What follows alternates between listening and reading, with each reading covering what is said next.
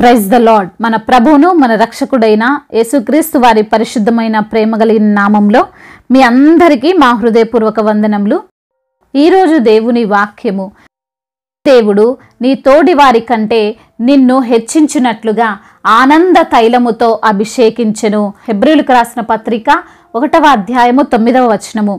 Your God has set you above your companions by anointing you with the oil of joy. Hebrews chapter 1 verse 9. ఈ రోజుకు గాను కృపగలిగిన దేవుడు మనకు అనుగ్రహించిన వాక్య భాగమును బట్టి ధ్యానించుకుందాము. ప్రియమైన సహోదరి సహోదరులారా, దేవుడు మనల్ని గొప్ప చేస్తాడు.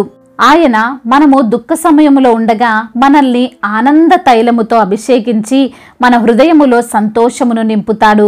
ఈ లోకములో జీవిస్తున్న మనము ఎప్పుడు కూడా మన తోటి వారితో పోల్చుకునే జీవిస్తుంటాం. ప్రతిసారి వారి వలె మేము కూడా ఉంటే బాగుండు కదా, వారి వలె మేము కూడా ఆనందిస్తే నాకు చాలు, వారి పిల్లల వలె మా పిల్లలు మంచి స్థానములో ఉండాలి, ఆ విధంగా జీవించాలి అని సినిమా హీరోల వలె కొందరు అవుతాము అని ఆలోచన చేస్తారు. కొందరు సెలబ్రిటీల వలె మా లైఫ్ కూడా ఉండాలి అని అనుకుంటారు. ఈ విధంగా ప్రతి ఒక్కరూ పొరుగు వారితోనో తమ బంధువులతోనో తమ తోటి ఉద్యోగస్తులతోనో పోల్చుకుంటూ జీవిస్తుంటారు. కానీ వారంత ఎత్తుకు ఎదగలేరు, వారి వలె జీవించలేరు. ఈ లోకం వైపుకు మనం చూసినన్ని రోజులు మన జీవితాల్లో మార్పు ఉండదండి, మనలో ఉన్న దుఃఖము పోదండి. ఎందుకంటే ఈ లోకమే మార్పు లేకుండా దుఃఖములో మునిగిపోయి ఉన్నది. ఈ రోజున మీరు ఆలోచన చేస్తున్నారేమో, పెద్ద పెద్ద సెలబ్రిటీలు ఎటువంటి బాధ లేకుండా ఉన్నారు, మంచి హోదాలో ఉన్నారు, శాంతి సమాధానాలతో జీవిస్తున్నారు, వారికి ఎటువంటి బాధలు లేవు, ఎటువంటి కష్టాలు రావు, వారికి డబ్బున్నది, వారికి అనేక మంది ప్రేమించేవారు ఆరాధించేవారు ఉన్నారు అని. మాకేం లేదు, మాకు తోడు ఎవరు లేరు, మమ్మల్ని ప్రేమించేవారు ఎవరు లేరు అని వారి వలె మా జీవితము కూడా మార్పు చెందితే బాగుంటుంది కదా అని. కానీ అదంతా అపవాది మనకు మంచిగా చూపిస్తున్న ఒక అందమైన అబద్ధం. కానీ ఆ అబద్ధము ఏదో ఒక రోజు బయటపడుతుంది. అపవాది హవ్వకు ఒక అబద్ధాన్ని చాలా అందంగా చెప్పాడు, నీవు ఈ పండు తింటే నీవు కూడా దేవతల వలె మారిపోతావు అని. అప్పుడు హవ్వ హృదయములో అనుకొని ఉండవచ్చు, నేను కూడా మంచిగా దేవతల వలె అయిపోతే హ్యాపీగా ఉంటాను అని. అపవాది మాటలు నమ్మి దేవుడు ఇవ్వబోయే ఆశీర్వాదాలను కోల్పోయింది. చివరకు అంతా తలక్రిందులైపోయింది. అయితే ఈ రోజున ఈ మాటలు వింటున్న ప్రియమైన సహోదరి సహోదరులారా, మరి దేవుడు ఎప్పుడు ఈ విధంగానే మా జీవితాలు ఉంచుతాడా? మేము ఎదగలేమా? ఉన్నత స్థాయికి వెళ్ళకూడదా? దేవుడు మమ్మల్ని ఈ విధంగానే ఉండమంటున్నాడా? ఈ బాధల్లోనే ఈ పేదరికంలోనే మేము ఉండిపోవాలా అంటే లేదు. ఈరోజు దేవుడు ఈ వాక్యం ద్వారా వాగ్దానం చేస్తున్నాడు, ఆయన మన తోటి వారి కంటే మనల్ని హెచ్చిస్తాడు, ఆనంద తైలముతో మనల్ని అభిషేకిస్తాడు అని. అందుకొరకు మా వంతుగా మేమేమి చేయాలి? దేవునికి బలులు అర్పించాలా?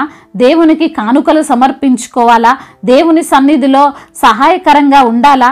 ఏ విధంగా ఉంటే నాలో ఉన్న దుఃఖం పోతుంది, నాకున్న కుటుంబ సమస్యలు తీరుతాయి, నా ఆర్థిక పరిస్థితులు మార్పు చెందుతాయి, నా భాగస్వామిలో నేను మార్పును చూడగలను అంటే దేవుని వాక్యం చాలా సుస్పష్టంగా సెలవిస్తుంది. నీవు నీతిని ప్రేమించి దుర్నీతిని ద్వేషించిన ఎడల దేవుడు మనల్ని హెచ్చిస్తాడు.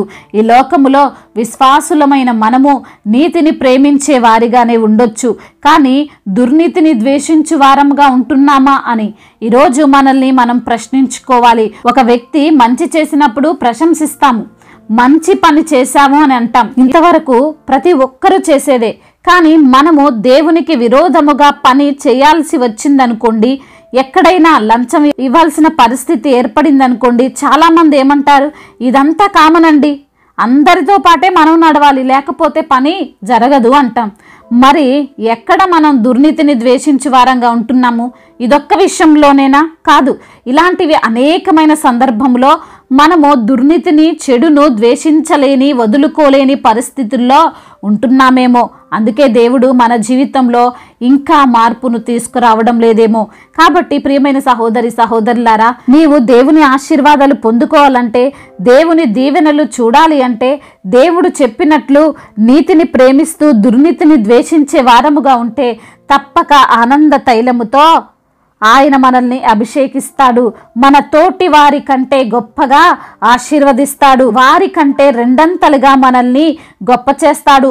మనలో ఉన్న దుఃఖం పోయి ఆనందం కలుగుతుంది. మనలో ఉన్న శోధన పోయి శాంతి సమాధానాలు కలుగుతాయి.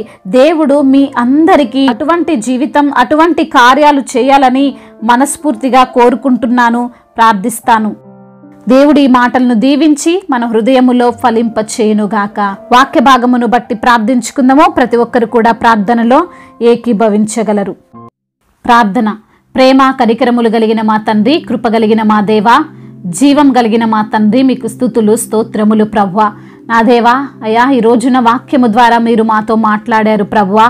అయా మా తోటి వారి కంటే మీరు మమ్మల్ని హెచ్చించే దేవుడవని, ఆనంద తైలముతో మమ్మల్ని అభిషేకించే దేవుడవని, నీతిని ప్రేమించి దుర్నీతిని ద్వేషించు వారముగా మేము ఉండాలని, అయా మమ్మల్ని తప్పకుండా మీరు గొప్ప చేస్తారని వాక్యము ద్వారా మీరు మాతో మాట్లాడి, అయా మాతో తండ్రి మమ్మల్ని ఆదరించి లేవనెత్తినందుకు స్తోత్రములు, మమ్మల్ని సరిచేసినందుకు మీకు వందనములు ప్రభువా. అవును ప్రభా, మా హృదయాలను సంతోషముతో నింపే దేవుడవని, ఎప్పుడూ కూడా ప్రభువా అయా మరి తండ్రి మీ యొక్క ఆశీర్వాదాలను మాకు అనుగ్రహించే దేవుడవని, అయా దుఃఖమును తీసివేసి ప్రభా సంతోషమును మాకు అనుగ్రహించే దేవుడవని తండ్రి వాక్యము ద్వారా మీరు మాతో మాట్లాడి, అయా మమ్మల్ని తండ్రి ఎంతగానో బలపరిచినందుకు స్తోత్రాలు చెల్లిస్తున్నాం ప్రభువా. అవునయ్యా మా యొక్క జీవితంలో ఉన్న శోధనలను మరి తండ్రి అశాంతిని తీసివేసి సమాధానకరముగా మారుస్తారని ప్రభువా. అయా అటువంటి కృప ప్రతి ఒక్కరికి మీరు అనుగ్రహిస్తారని తండ్రి మాట్లాడిన విధానమును బట్టి మీకు స్తుతులు స్తోత్రాలు చెల్లిస్తున్నాం ప్రభువా. అయా దేవా, ఈ రోజున ఎందరైతే బిడ్డలు ప్రభా బిడ్డలు వాక్యం విని ప్రార్థనలో ఏకీభవిస్తున్నారో ప్రతి బిడ్డను మీరు పేరు పేరున దీవించండి అయ్యా, ఆశీర్వదించండి, బలపరచండి, మీ యొక్క కాపుదల్లో వారిని భద్రపరచండి ప్రభా. ఎటువంటి సమస్యలతో, ఎటువంటి శోధనలతో, ఇరుకులతో, ఇబ్బందులతో బిడ్డలు ఉన్నారో ప్రభా, సమస్తమును ఎరిగిన దేవుడవు తండ్రి, సమస్తమును తండ్రి తీసివేయగల సమర్థుడవు ప్రభా. అందును బట్టి మీకు స్తోత్రాలు చెల్లిస్తున్నాం ప్రభా. అయా బిడ్డలకు ఉన్న అనారోగ్య సమస్యల నుండి బిడ్డలకు విడుదల దయచేయండి అయా. మరి తండ్రి నడవలేక, చూడలేక, మాట్లాడడం లేక తండ్రి ఎందరైతే బిడ్డలు ప్రభా హాస్పిటల్ బెడ్స్ పై ఉండి ప్రభా ఏ చలనం లేకుండా పడి ఉన్నారో వారిని బట్టి ప్రార్థిస్తున్నామయ్యా. కృప చూపించండి అయ్యా, మీ యొక్క కనికరము బిడ్డలపైన ఉంచండి, సంపూర్ణ స్వస్థతను దయచేయండి ప్రభా. అయా వారు లేచి మిమ్మల్ని స్తుతించి మిమ్మల్ని ఘనపరిచి మీ సాక్షిగా వారు నిలవబడ్డానికి కృపను అనుగ్రహించండి. ఏ వ్యాధితో, ఏ బాధతో బిడ్డలు ఉన్నారో వారిని తండ్రి మీరే స్వస్థపరచమని వేడుకుంటున్నాం ప్రభా. అయా ఆర్థిక సమస్యల నుండి విడుదల దయచేయండి, అప్పుల భారాల నుండి విడుదల దయచేయండి ప్రభా. అయా ఉద్యోగ సమస్యలు తండ్రి అయా ఏవైనా ఉంటే వాటన్నిటి నుంచి విడుదల దయచేయండి. ఉద్యోగం లేని బిడ్డలకు మంచి ఉద్యోగమును మీరు దయచేయమని వేడుకుంటున్నాం ప్రభా. అదేవిధంగా కుటుంబ సమస్యలు, భార్యాభర్తల మధ్య విభేదాలు, తండ్రి కొడుకుల మధ్య విభేదాలు, మరి తండ్రి అక్క తమ్ముళ్ళ మధ్య విభేదాలు, వీటన్నిటి నుండి విడుదల దయచేయండి ప్రభా. శాంతి సమాధానము కలిగినటువంటి కుటుంబముగా ప్రతి కుటుంబాన్ని మీరు నిలవబెట్టమని వేడుకుంటున్నాము తండ్రి. అదేవిధంగా సంతానము లేని బిడ్డలను మీరు జ్ఞాపకం చేసుకుని వారికి సంతానమును అనుగ్రహించమని బ్రతిమిలాడుకుంటున్నాం తండ్రి. అయా మరి తండ్రి గర్భిణీ స్త్రీలను దీవించండి, తల్లి బిడ్డలకు క్షేమాన్ని దయచేయండి, ఇప్పుడే పుట్టిన బిడ్డలకు మీరు తోడుగా ఉండండి నా తండ్రి. అదేవిధంగా నా తండ్రి యవ్వన బిడ్డల నిమిత్తము, యవ్వనస్తురాల నిమిత్తం ప్రార్థిస్తున్నాము తండ్రి. లోకము తట్టు, పాపము తట్టు వారి యొక్క కనులు చూడకుండా తండ్రి అయా మీ వాక్యానుసారంగా జీవించి పరిశుద్ధముగా తండ్రి వారు జీవించుటకు కృపను అనుగ్రహించమని బ్రతిమిలాడుకుంటున్నాము ప్రభువా. అయా వివాహ విషయంలో మీరే కార్యమును జరిగించండి, మీ చిత్తము చొప్పున తండ్రి వారిని నడిపించమని వేడుకుంటున్నాము తండ్రి. అయా మరి తండ్రి ఎందరైతే బిడ్డలు ప్రభా ప్రయాణాల్లో ఉన్నారో వారందరినీ కూడా మీరు జ్ఞాపకం చేసుకోండి ప్రభా.